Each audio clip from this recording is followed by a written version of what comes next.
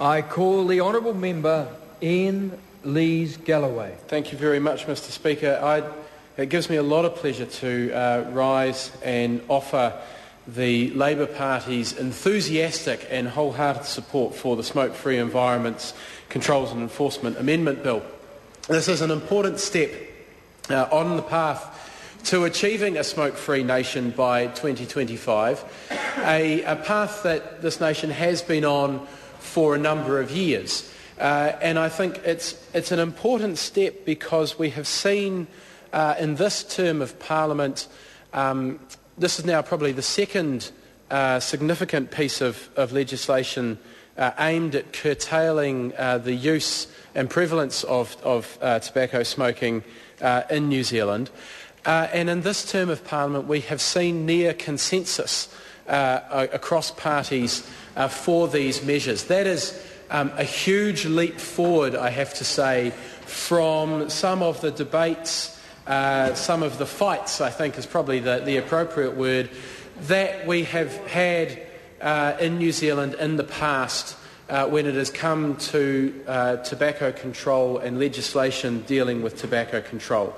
I hope that silliness and some of the pettiness that we have seen in the past is behind us now, and we have certainly seen strong moves towards consensus around this in this Parliament, and I hope that this bill continues to have the support that it received at first reading and the support that we saw at Select Committee. Can I acknowledge my colleagues on the Health Select Committee? I see the Chair, Dr Paul Hutchison, in the chamber this evening.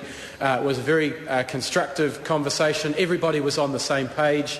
It was great to see all parties working together, not only to transition this bill through the House, but to find whatever possible opportunity we could to strengthen the bill, to make this the biggest step forward that we possibly could, and also acknowledge the very large number of submitters who came and spoke in support of this bill, particularly those people who are working in the area of tobacco control, those people who are working at the front line of health promotion in this country, working with communities, trying to prevent our young people from taking up smoking, trying to encourage those who have the smoking addiction to give it up so that they can extend their lives, extend the quality of their lives, and extend the quality of their relationship with their families, their whānau, their communities.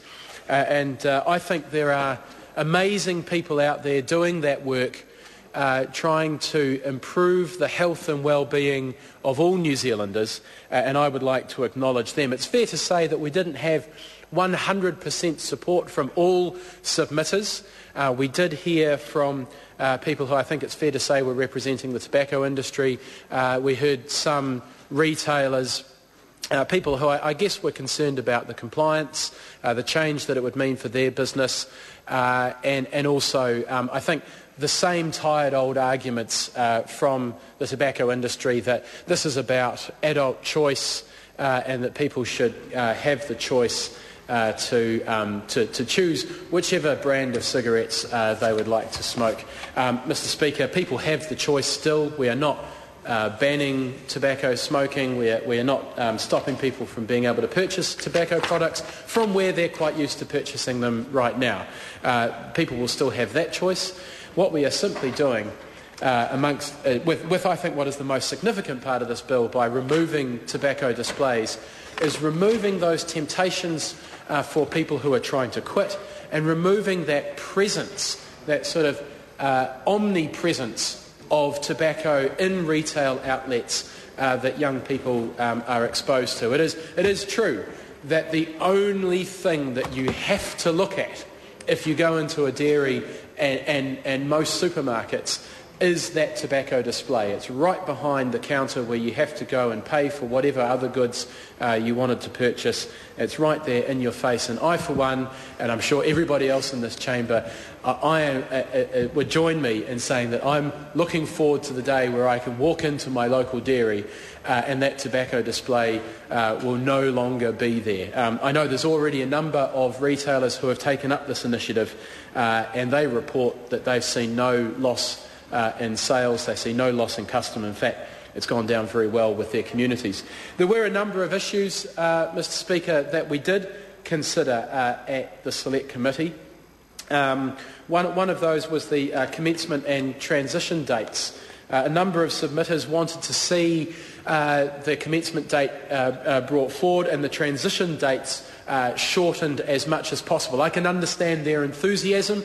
They want to see these measures come into place as quickly as possible. But we did have to take into account the change that is required for retailers, and a number of retailers and organisations came and said to us, look, we want to have some consistency, we want to know exactly what we're dealing with. The changes actually that the Select Committee made, although the initial period is extended, which allows more time for retailers to make that change, overall we will see a total removal of tobacco displays, I think, in a shorter period of time as a result of the amendments made at Select Committee, because the total lead-in time is slightly reduced. And I think that's a good thing. We'll have certainty, the retailers have certainty, the public has certainty about when the removal of tobacco displays will actually come into place. So I think that is a particularly good change that was made at Select Committee.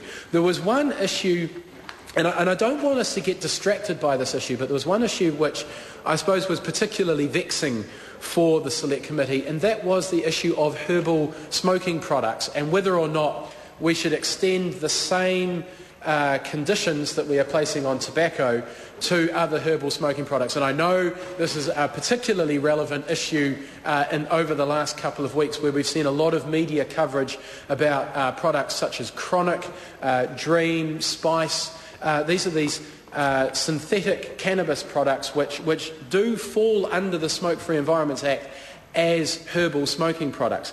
Now, it was brought to the committee, I would say, very much at the last minute by the Ministry of Health, the suggestion that we should extend these measures to those products. And although I think every single member of the committee thought this was a splendid idea and something that we should progress with as quickly as possible, we felt it would be better to make sure that the manufacturers and the importers I'm and sorry retailers to of those interrupt products... the honourable member. Honourable members, the time has come for me to leave the chair. This debate is interrupted and set down for resumption next sitting day.